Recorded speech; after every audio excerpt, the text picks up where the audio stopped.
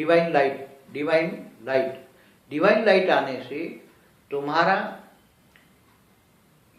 जो पाप का और पुण्य का दोनों का जो रिकॉर्डिंग, जो कारण शरीर में पड़ा है, जो आत्मा में पड़ा है, वो योग अग्नि से, परम लाइट से धुल जाएंगे या जल जाएंगे, जल के भस्म हो जाएंगे।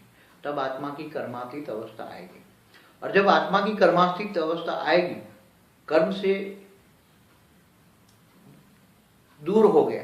कर्मातीत अवस्था का मतलब है कर्म से अतीत, कर्म अतीत में हो गया, मतलब भूतकाल हो गया, कर्म रहा ही नहीं।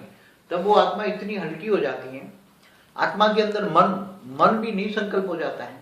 तो मन को निसंकल्प हो जाता है, फिर उसको ज्ञान है मुझे अमरलोक जाना है, परमधाम जाना है। तो वो आत्मा ये शरीर छोड़ के, इसके अंदर, आत्मा के अंदर इच्छा मृत्यु का वरदान आता है।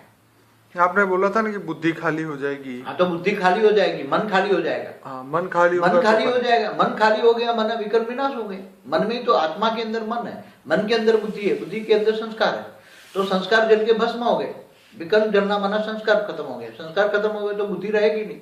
पर मन ऊपर लगता नहीं है ना, मन आत्मा के, मगर उसको नॉलेज भी होना चाहिए ना, मुझे कहाँ जाना है। ये करेगा भी कौन? कर्मातीत अवस्था कौन करेगा? जिसको परम धाम जाना है, जिसको कर्मातीत अवस्था लानी है, तो कौन करेगा? ज्ञानी आत्मा करेगी, क्या आम लोग करेंगे? रास्ते में जाने वाले लोग करेंगे। कर्मातीत अवस्था ज्ञानी लोग करते हैं, जिनको अमरलोक जाना है, अमरलोक माना परमधाम जाना है, या जिनको मुक्ति, जीवन मुक्ति पानी है, वो लोग ही करेंगे।